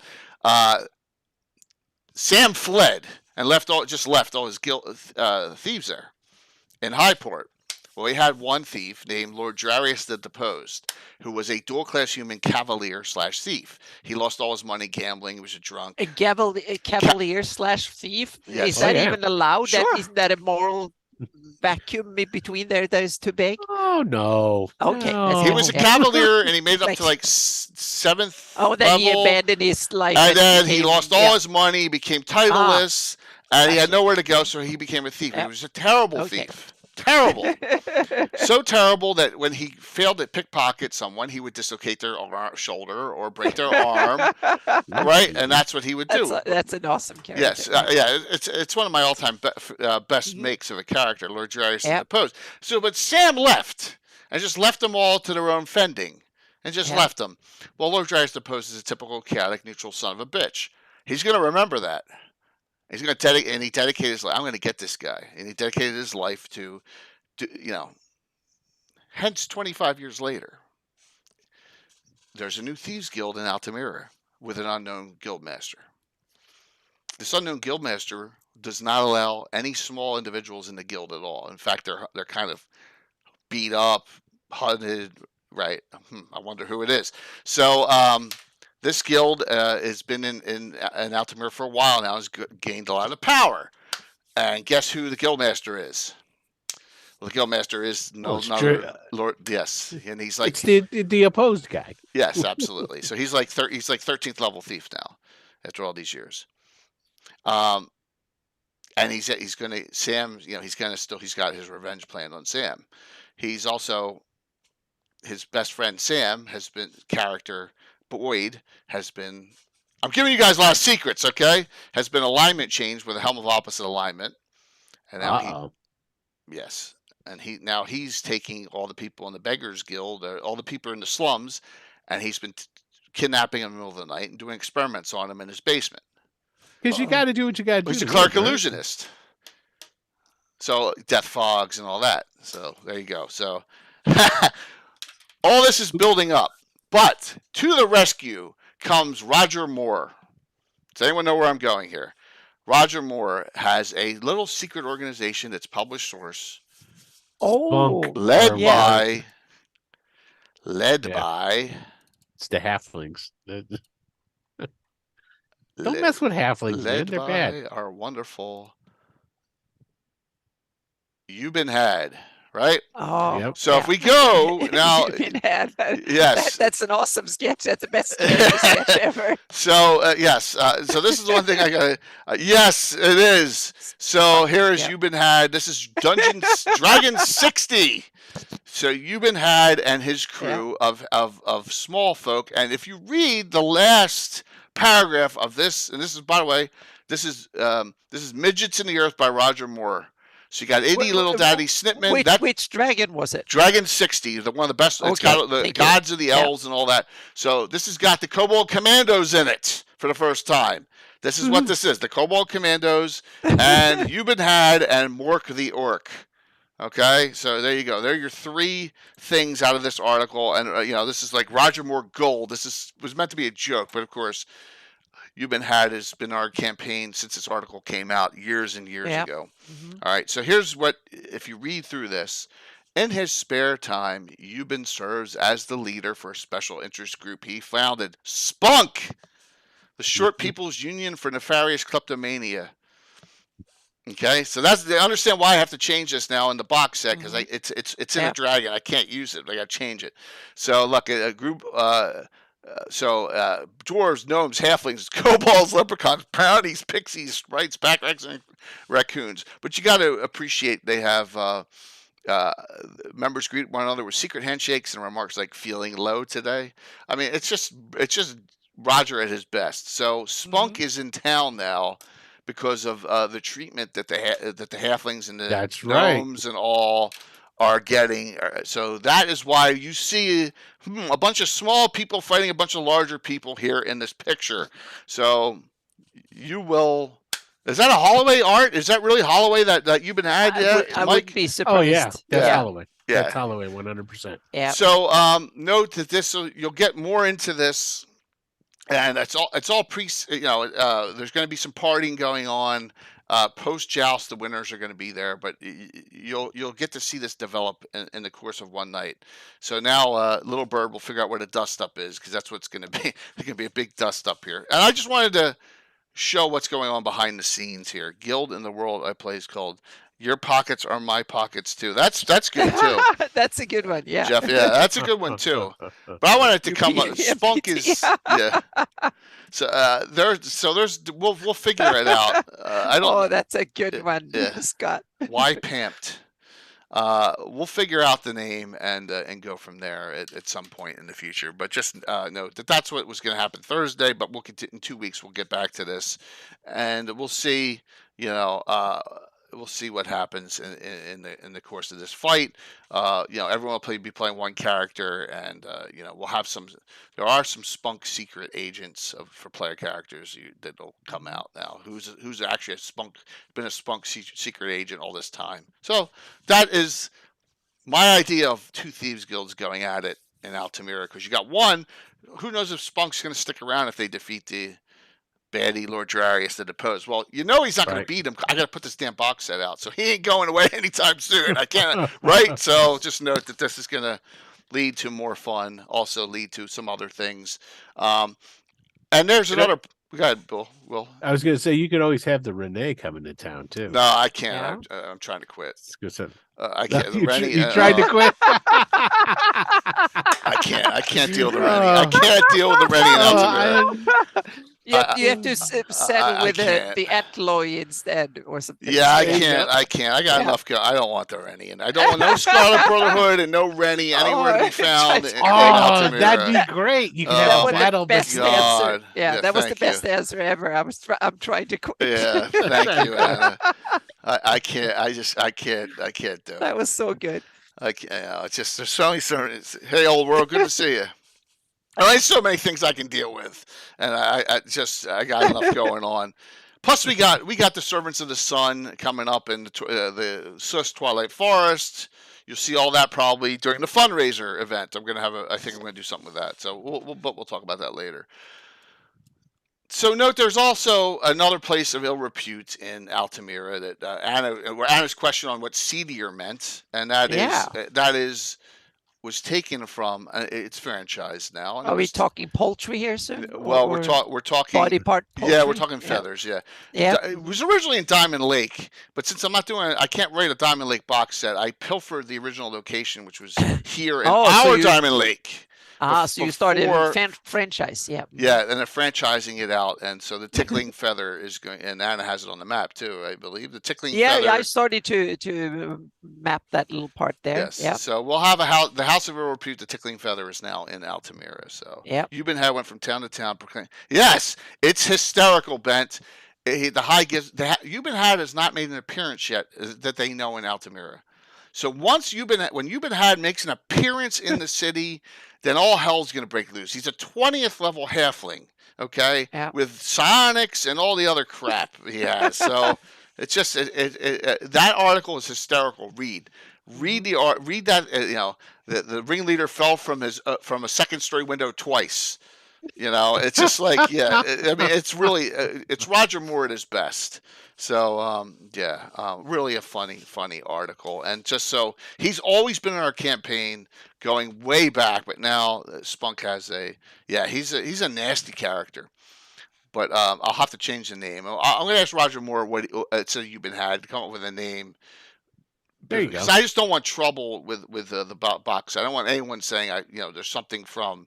It's a shame because I guarantee you no one at WotC or Hasbro even remembers it. But I got but they got to be careful with it. I have to ask Roger to come up with a new version. Yeah, absolutely. A new name. Change the name from You've Been Had and Spunk to something else that's very close to it. We have some time there. So, but Altamira is not all. It's not all a rose garden. We have the Bounty Hunters Guild. There's no Assassins Guild that they're aware of. And there's 2 Thieves Guilds. So, that's what's going on, and it's only a town of 10,000 people. It's not like it's great. What's Greyhawk? 60,000, Anna? You think? Oh, it's way. I have it away. I think it's in the books. It's like 75 or 75, something. Okay. Yeah, but I have it at way more. Altamira's between 10 and 15 at most. Yeah. So all the populations in Greyhawk are way off. Yeah, meaning, come on, ancient Rome was like 500,000 or something. So, we need to have a little bit. I want to have Rossi's at its imperial might as maybe 500,000 or something like really big. I think most of the major metropolitan areas in Greyhawk should all be in the hundreds of thousands.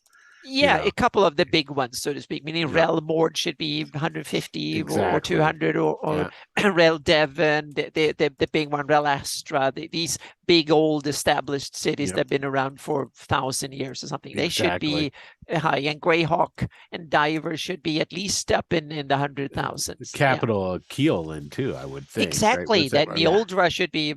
Yeah, and that I see that as more sprawling, seems to be, not big city walls, but like a complex in the middle, and then have more sprawl and stuff because it's been peaceful so long. So yeah. So any questions or ideas from the viewers to this point on anything that Anna or Will or myself has said? There's a lot. Go ahead, Anna. Sorry. No, I was going to say I missed the funny part in my campaign. I realize now I'm too dreary and I'm too. You gotta have humor in darkness sometimes. Here's the thing, though. That's not as bad as you think it is, though, Anna, because the characters, the players, will bring the humor anyway. That's what I'm hoping. Yeah, that it will come naturally, so to speak. It's not by design, and I'm also that Scandinavian kind of things are supposed to be real dark and dreary. Exactly, the Nordic noir kind of thing. That's very heavy with me. So I don't design any. There's no reprieve. Alex is right, Anna. Zombie goats are humorous. Okay, they are in a way. They are. That's funny. Yeah. You're right, Alex. That's part of it's both. Yeah. So thank you. That's funny. Yeah, they had it's a funny side, but it also supposed to be a real horrible example of IUCN design, but with a funny twist. Right. So exactly. in that sense, yeah. But I love throwing. I want to keep. It's a game, right? So I don't want to go. I want to go to the spot where you can really laugh at yourself and you can laugh at what's going on. Like, this is ridiculous. You got halflings and gnomes fighting a bunch of humans and even some elves because this guy has it out for a player character from 25, 30 Thank you. years ago. You saved my design creds here. So with the zombie goes passing gas. Yeah. So that is comical. Yeah, that is really funny. There are a lot of good publications out there that you can really. Let me show you a couple of these too while we have some time here. But the good thing, I think there's a reason. Linus Street is that the Scandinavian countries, the nature is beautiful and life is safe and prosperous and all that. That's why I think we need to have that when you live in that area, you come up with all these kind of things in order to bring some tension in your life, so to speak. So I think there's a reason why and it's dark in the winter. I was gonna say, when you have that much darkness in the winter. Iceland is the country on the planet where there are more people that write horror stories and murder mysteries and crime and stuff like that than anywhere else on the planet. Dark poetry and stuff. Death metal is big in Sweden and Norway and stuff. I think there's a reason for this. Yeah. This is Lamentation of Thieves. It's almost what you could consider a third edition adventure path for thieves. So it goes from levels 1 through 12. It's basically an adventure path. So this is kind of cool. I've given this away before. I don't have any in the pile here. But this is a neat one. And it's really inexpensive to get it in a download. But check it out. It's got some really nice. Anything Necromancer's games really well done. This is Den of Thieves, and this is second edition. Wes Nicholson. That late era second edition. That is one of the ones we're giving away. So that is one of the ones we're giving away here. It says on the back, "Who stalks the fog-shrouded alleys of the night? Who rules where the city watch fears to tread? Enter the secret organized underground of thieves, pickpockets, cat burglars, upright men, and kingpins." 96-page book, and it goes on. So there you go. And I think it's got some really, it's got maps. It's got maps and all sorts of other things in here too. So that'll be a really good one for someone. And Curtis, and Curtis has the right. Let the right one in. Yep. Horror flicks, vampires. Yep. Mm-hmm. So there's some good ideas in other places that you can get some ideas on underhanded. Well, we're not even really talking like in this discussion. We didn't go evil organizations at all, like the Shapeshifters and Greyhawk and the Cult of the Shriven Sickle and Greyhawk and My Dark Brotherhood. We don't need to go there because that's not really seedy. That's good versus exactly. Evil. Yeah. I would say that the Silent Ones. Right? Silent Ones would be good. Yeah, Silent Ones. That is, I think, a great seedy one because they're out for getting those magical items, and they're going to take them from whoever has them. They don't really care. So they could be worked into all kinds of different things. Yeah, but also isn't seedy the opposite to high politics in some ways? Meaning it's not about high politics. Here's a good example: a crooked politician is seedy. Okay. Yeah. Yeah. So it's not necessarily the opposite of high politics, but it's Yeah. So they will involve themselves in morally questionable. It's the dirty things they do on the side, so to speak. Correct. The double moral. The thing that the king or the mayor or whatever doesn't dare to do in public. That's what they do. The hand of the king does the king's seedy work for him. That's probably why the true evils don't do it, because they up front with it. There's no question. They're just going to do it. Exactly. That's not seedy. It's when you're a little bit dirty on the side and you. Whereas the seedy right-hand man of the king kidnaps the children of the guy he wants to force him to do what he wants to do. The evil guy might come in and kill one of his kids and say, "Look, you got the other one." Yeah. Do it or I'll kill that one too. It's like sort of one of a lot of seedy. It was high politics. So, but there's room in your Greyhawk for creating this seedy sub, or even your main thing outside of what I always say is a struggle versus good versus evil, which I always think is what D&D's that's what my D&D's about. But it's good to throw a little wrench in it sometime. It really is for sure. Yeah. You were saying something a little earlier. Well, I have an example of if you want to derail the campaign. This is an advice. Don't do this. So I'm saying this, don't do this. But what I did once was that in my days of it was an interesting experiment, but it's like, don't do this at home kind of advice as a DM. So we had a campaign. I wanted to send the player characters out to solve a kidnapping case, meaning free the hostages and so on and so forth. But in order to give them some material to work with, because this is the players were people that normally don't deal with kidnappings and stuff. So what I did was that I found some other nations, should not be named, other nations' handbook on how to solve kidnapping cases, so to speak, and how to deal with kidnappers. So I took that and translated into Swedish, or fantasy Swedish, so to speak, meaning from a Greyhawk perspective, gave it to them, and they read it, and they were like, we should do this, and we're supposed to be the good guys, and so it was, yeah, it was interesting, and they were basically ordered to go and do stuff like that, and I realized now it was a horrible experiment. It was interesting though, and they turned out to be really good murder hobos, but after a while they realized that it was more bloody than seedy, I say. Yeah. But it was an advice: don't do that, so to speak. That's messing up from the real world too much, so don't do that. But you can't Seriously, create don't moral do that. dilemmas like I did, Exactly, with yeah. Michael Baton, telling them, well, there cannot be Yeah. anyone surviving this, Yeah. and he was right. And look Yeah. what happened, Mhm. because those blabbermouth rich merchants that they saved talked. Yep. And you know, it wasn't the right moral thing to do, but it was, Nope. you know, so. Yep. Yeah, and that's kind of the fun thing about the game, is you can really go and push some things and Oh, just yeah. just see You where can- it takes you. Yep. Um, And we remember the 90s. We had various people that talked about products they made back in the day when you could make a lot of stuff that you can't really make today. So well, that's true. well, let's The say that. 80s and Yeah. the 90s. Mhm. And the 90s, yeah. Yeah. Third edition had that was an era when let's say D&D was for adults, no, unquestionably adults. Yeah. So, Will, You what know, else? I'm surprised Okay. there's not been a like a version of the parental advisory stamp for certain That's an stuff. interesting. Yeah, I haven't Well, seen that. But yeah. There is in the reprints in first edition. They got that Yeah. stuff up on. It's a disclaimer, it's a but disclaimer. like Yeah. you know how like with movies they got, they have the rating system, and it Yeah. would be like on the movie poster.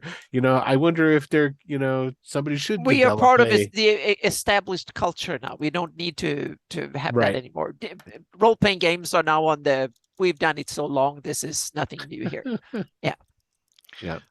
It's old news. So yeah. And we, there's things that we may not all agree about, but there's no reason that there's common sense things you do. That doesn't mean Yes. evil people can't act horribly. You just don't want to discuss it graphically on a live stream. You know what I'm saying? Yeah. There's when things you you got to stream, use you some have to common be- sense. Yeah. Yeah. And in Or this at sense, cons. yeah, exactly. Yeah. I think it's one. If you play with strangers, people you don't know that intimate well, and so on, then you need to Mhm. stay in the safe zone, so to speak. But if you play with people you known for quite a bit, and also if the players know each other, is also important. Yes. Meaning you're not the only one that need to know everybody. The players need to know each other. But if you played Mhm. for a while with a bunch of people that know each other, and there's no streaming, no strangers around, then you can take out the and widen the net, so to speak, and the envelope can get really big.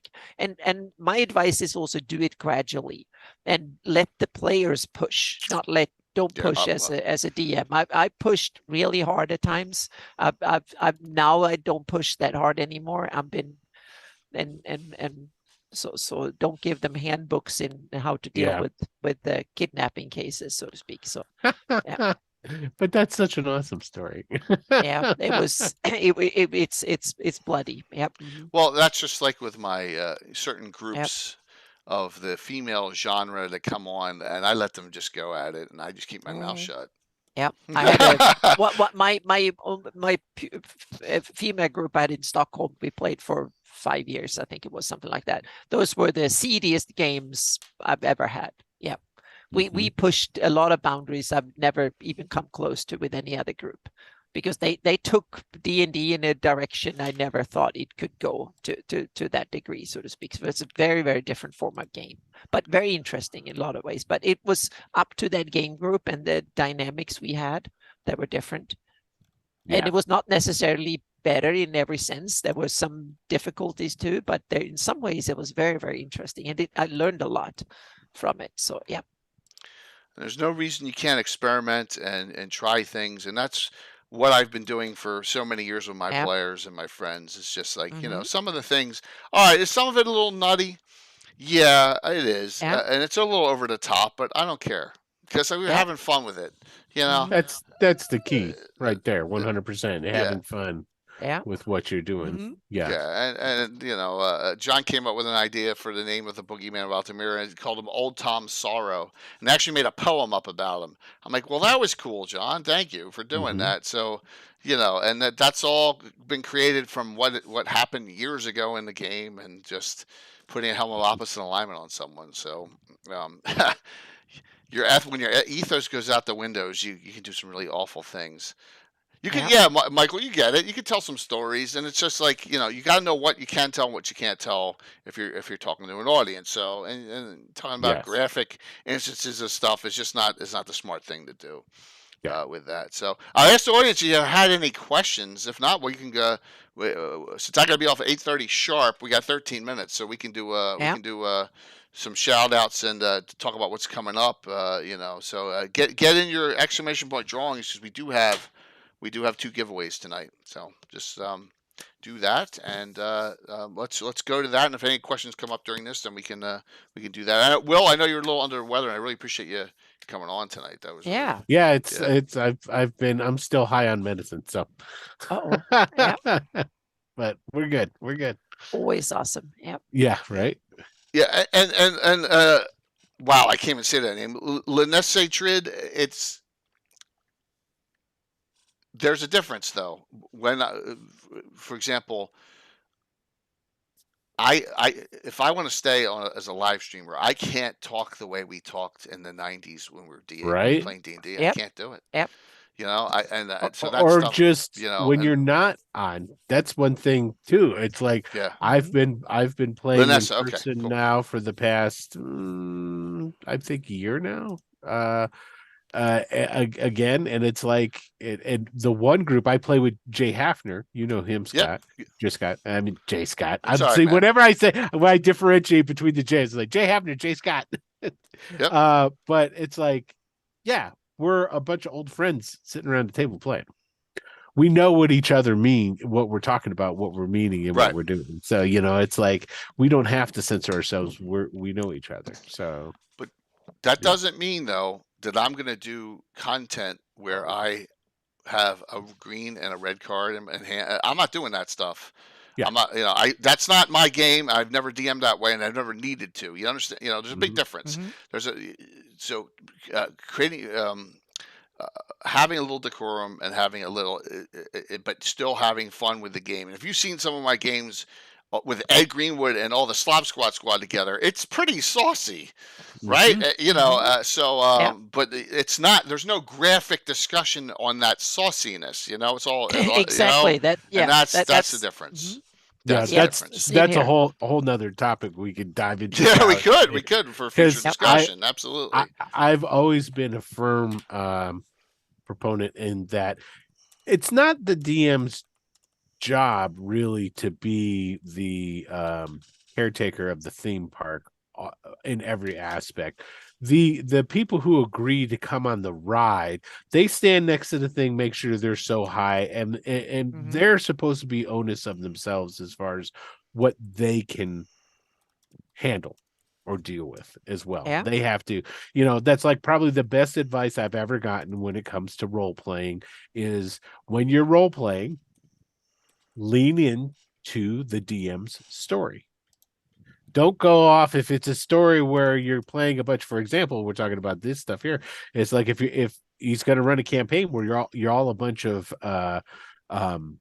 rogues and doing shady stuff, don't then be a bounty hunter looking for criminals. That's stuff like that. Lean into it. Go, okay, well, I'll be a rogue, and this is what I'll do to make my rogue more unique. And it's like, so that's it makes everything easier for everybody involved. Josh, what the hell does that mean? I have no sauce. What does that mean? Ed and Tony say you have no sauce. What the heck does that mean? Josh sent me a picture of him, Tony, and Ed from Game Hall Con. this morning. Oh, Yeah. So yeah. yeah. I But I think decided it's- I'm gonna go there next year. I'm gonna go to Game Hole next year. Oh yeah, I wish I could. I will try next year because it was a really good con when I went there. Yeah, it's I just didn't have enough time to get Yeah, for me it prepared was more for it. money than, but both time and money. But yeah. Yeah. But I was thinking when when it comes to have saucy like deep descriptions and very graphic description, I think that's also a time when I Thanks, think Patrick.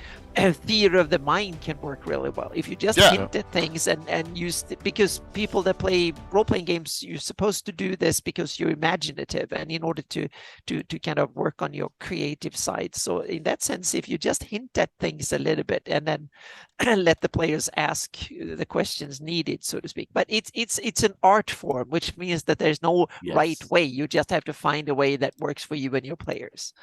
Yeah. Absolutely. And it's, it's a lot of, you just got to Yeah. be smart about it. That's Mhm. all. Just be Yeah. smart about Yeah. about Yeah. what you're And- doing. Yeah, and it's also your game style. Meaning, Yeah. I played with Carlos yesterday. He had very graphic descriptions of the violence and so on and so forth, which was really cool because Carlos does it in a really good way. I don't Mhm. describe violence anywhere near as detailed, both because English is not my primary language, and also because it's not my style, so to speak, Right. to do it that way. And so we emphasize on different things, which it's one of the cool things with role-playing games. You can emphasize on so many different things and make the game interesting. True. Yeah. So, last thoughts. What do we got? I'm looking for this last crossover with Ed. And there's too much with Ed in here. I got so many Ed things now. It's almost as much as frickin' Len Kafka at this Yeah. point.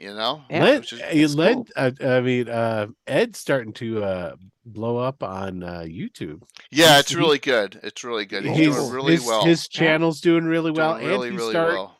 I just saw the other day he was on. There's another guy called Bob World Builder. Oh yeah, he's great. He was a guest on Mhm. his show. Yep. I And was Bob like, World Builder is one of the big Yeah. YouTubers when it comes to D&D. Yep, Yep. absolutely. Mhm. I was Yep, like, and he's "You great. go, Ed." Yeah, both Ed and Bob World Builder are really, really good at Mhm. but Eddie has good help too. He has a good team. He does. So he's Yeah. not the only one. There's him Right. and a bunch of others that do really Mhm. well. I talked to Yep. several of them and they're great. All right, so Yeah. well, I can't find it to link, but it's there. So but is that the one with Tony or is that the one with Ed? That's okay. Don't worry about it. All good, Alex. Thank you. World building is a passion. You gotta, yeah. And, Yeah. whether you do it Mhm. from homebrew or whether you do it from Greyhawk or from Realms or whatever you do it from, Mhm. it's a beloved passion, and D&D is my beloved hobby and passion. Absolutely. So, all right. Well, I said I had to be off by 8:30 because I actually have guests here. Yeah. Yeah. So I'm trying to link it. But here's all my what you need to do here. There you go. There's all my channels. Oh, thank you, Linessa. Thank you. Thank you Yeah. very much. Please follow if you Yeah. already have it. I think you have, and I really appreciate it. If you, More Scandinavians here. That's just- awesome. That's right. You're on Instagram. I don't think have followed. Yeah, you I'm on there. Instagram. So just thank you so very much for the follow. But no, we're been on for 5+ years, so lots going on in the industry. I'll tell you what's coming up very shortly. Let's do the giveaways as well. Any shout outs, Will? What do you got going on? Basically, I'm still working on my projects. I'm still trying to get the final edit of this. Not final edit of. I've got the next installment of the Lost City of the Soul to put Oh, on nice. the Patreon. Nice. Yeah. I just got to finish editing it. Mhm. So, but that and then a whole litany of other things that I'm working on. It's all working on the Patreons, the new nights. Yeah. So we're working on a new actual role-playing system. So Nice. just I really need to not work so I could just do this full time. Yeah, well. It'd be great. Yeah, I know the feeling, Will. Yeah, right. Are you working on it, Jay? Yep. I'm I'll hit working the on it. lotto, Jay, and then Oh, that'd be great. We'll set up a publishing house. We'll be all right. Yep. Kelly Green looking good tonight. It's awesome to hear. I want to see it shortly. That's very cool, Delta. Well, Will, thanks for coming on. I know you're Yeah. not feeling that great, so thank you for hanging in there as Yeah, we're thank starting. you. Not a We're problem. finishing a half hour earlier than normal, but hey, we got the stream in. So Anna, what's going on?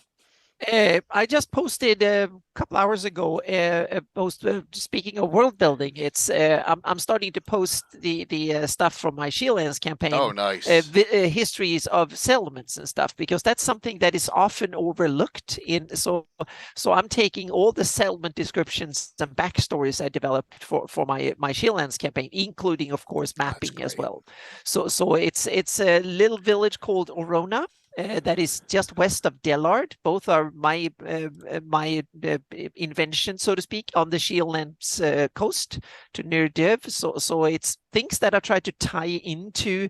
So I try to have it as an example of how to weave your own homebrew Greyhawk content into the campaign, so to speak. So as always, cherry pick whatever you like, so to speak. Use the parts you like, skip the rest. You can take this as a description, change a few names, and put it anywhere you like, so to speak. So there's of course mapping and stuff that and so you can see what the village looked like. There's the story of from as long as it existed. There are some tie-ins to ancient Shieldland lore and stuff like that. So it's a fun example. I hope that to exemplify on how you can world build, so to speak, in order to set up for a low to mid-tier adventure. So there are some tiny little hooks and stuff, but mostly flavor for an area, so to speak, that give you new ideas of and a couple of kind of indirect seeds that you can use for your adventure. So there will be more. I have basically every settlement in my campaign area. I have a write-up for That's awesome. that are a couple of pages and maps and stuff. So I will hopefully drop them every other week or so from now on to the next 6 months or something, because I have tons of it. It's just that I'm finally starting to catch up where I want to be, so I can start publishing things on a more regular basis. So there's more stuff coming. So yeah. Yay. Here's what's going on next week. So we'll start Wednesday night. So no Mike, but Carlos Lacing will be joining us for Fortifications of Greyhawk, and that'll start at 8 o'clock normal time. So that'll be Wednesday. All right. Fortifications Greyhawk on Legends and Lore. Yes, Carlos. This was Carlos's topic idea. Yep. So love it. Carlos will be on, and it'll be a fun discussion between Anna, Carlos, and myself. Thursday night at 7:30. Our Halloween special, Children of the Corn Holio. All right, so a little joke in there. Like I said, you gotta have fun with yourself. But here is the big thing: is Christine Van Patten's really been on a roll. So these are painted by.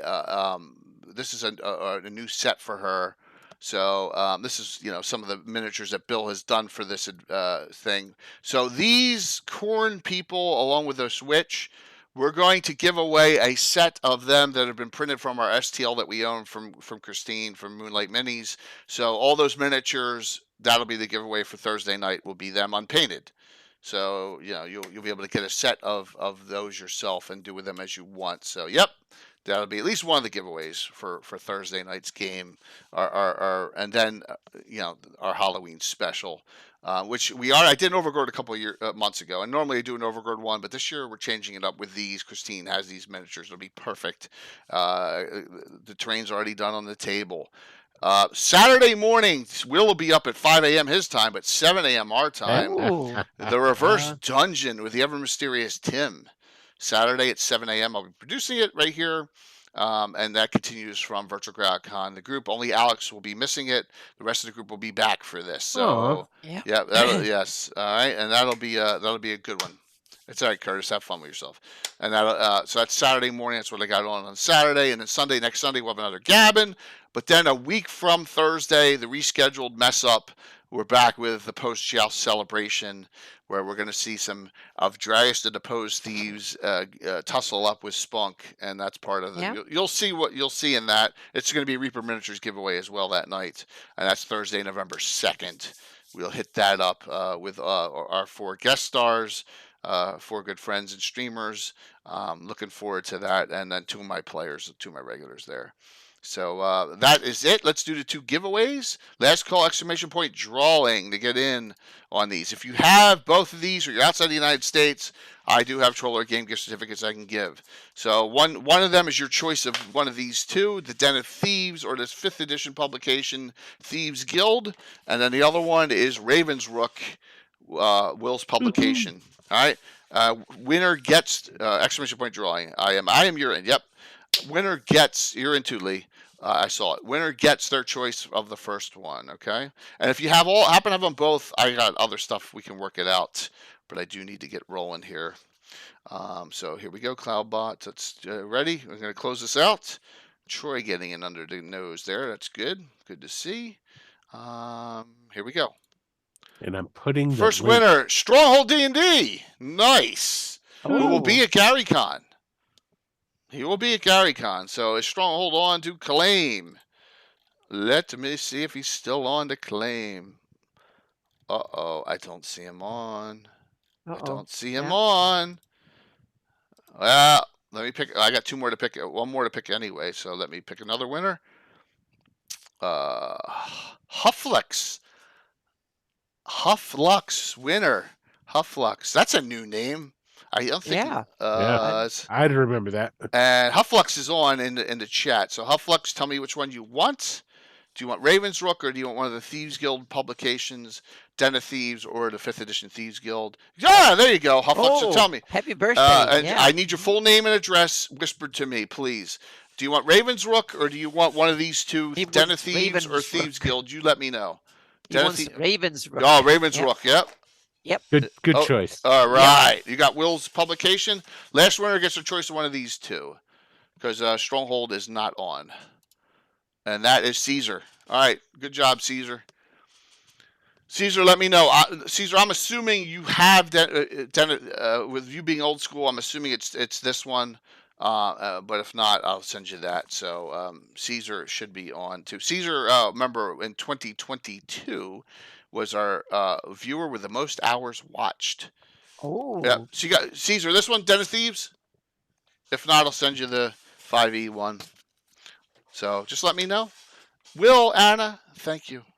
Oh, thank you, and thank you. Thank you. Thank you, Troy. Thank you. I'm doing my best with all the situation that's going on in my life. Don't need to go into those gory details, but we'll see you all Wednesday night, and all the behind the scenes stuff is going fine. So I'm good. Thank you all for your concern. Really appreciate it. So see, we're gonna rain the old world charm tonight. How's that sound? Because Darling's not on yet, so Nice that's name. what we're gonna raid into. All right, we'll see you all. See you all shortly.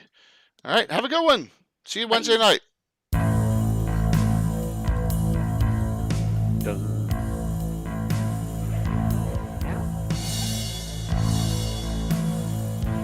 Josh was busting my chops. What's the next adventure coming up? I'm writing it, man. I hate editing so much. Okay, setting up the raid here. Give me I one. don't edit much. I put it out there. People tell me. Thank you all for the fix it. support. Thank you for the new follows. Thank you for the hype train.